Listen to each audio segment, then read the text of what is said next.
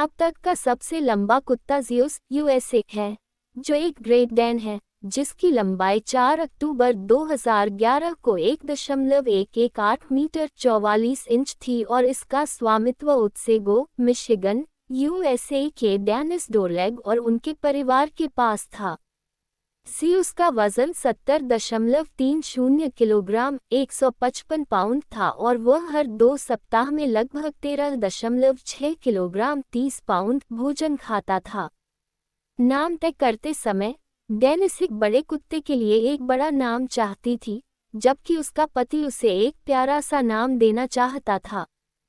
खड़े होने पर ज़ियुस आश्चर्यजनक रूप से 2.23 मीटर 7 फीट 4 इंच लंबा हो गया। अपनी ऊंचाई के बावजूद ज़ियुस का व्यक्तित्व बहुत शांत था।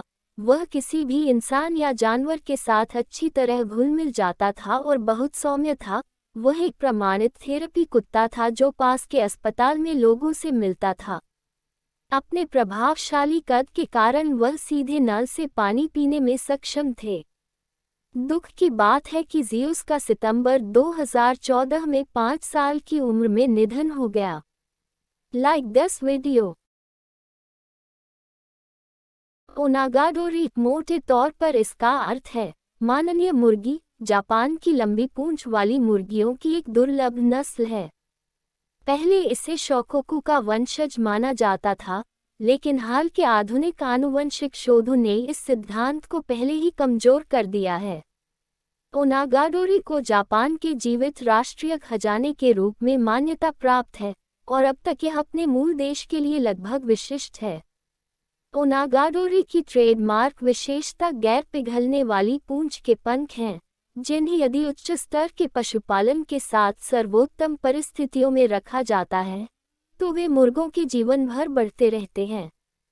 जबकि मुर्गियां सामान्य रूप से पिघलती हैं, जैसे मुर्गों के सिर, स्तन, पीठ और पैरों को ढकने वाले पंख भी सामान्य रूप से पिघलते हैं। ओनागाडोरी के भी लंबे काठी के पंख होते हैं और मुर्गियां स्वयं पंखों की प्रचुरता के लक्षण दिखाती हैं। लंबी पूंछ वाली मुर्गी ओनागाडोरी माने जाने के लिए पक्षी की पूंछ कम से कम 2 मीटर लंबी होनी चाहिए। अन्यथा इसे फीनिक्स चिकन माना जा सकता है, जो ओनागाडोरी का ही वंशज है। ओनागाडोरी की लंबाई 12-27 फीट तक पहुंच गई है, जिससे यह मुर्गियों की सभी लंबी पूंछ वाली नस्लों का राजा बन गया है। ओनागाडोरी में एकल कंघी, सफ़ेद ईयरलोब और अपेक्षाकृत मध्यम आकार के महीन बाल होते हैं। मुर्गियां हल्के भूरे रंग के अंडे प्रति वर्ष लगभग 25 अंडे की खराब परत वाली होती हैं, लेकिन वे ब्रूडी होने के लिए जानी जाती हैं। ओनागाडोरी भी कई रंग किस्मों में आती है, जिनमें शामिल हैं सफ़ेद, काले स्तन वाला लाल, सिल्वर डक विंग और golden duck wing. Please like my video.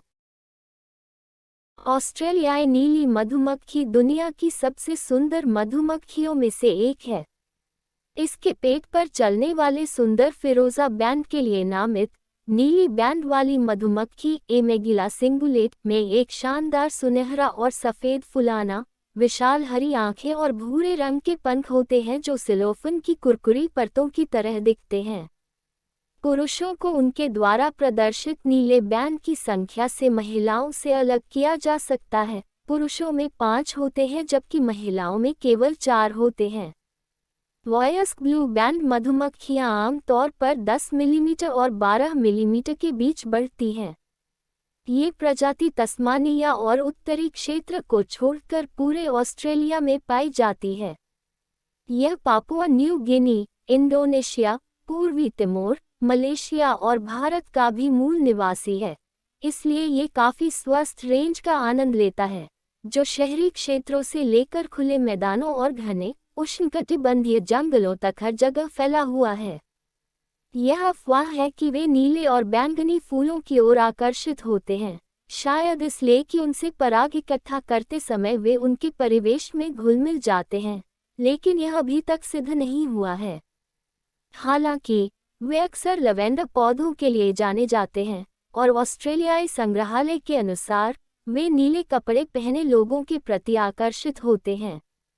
लेकिन यह अच्छा है क्योंकि ये मधुमक्खियां गैर अपघर्षक होती हैं और अन्य प्रजातियों की तरह डराने वाले झुंडों में नहीं घूमती हैं। वे मिट्टी में छोटे बिलों या चट्टानों की दरारों में एकांत जीवन जीती हैं।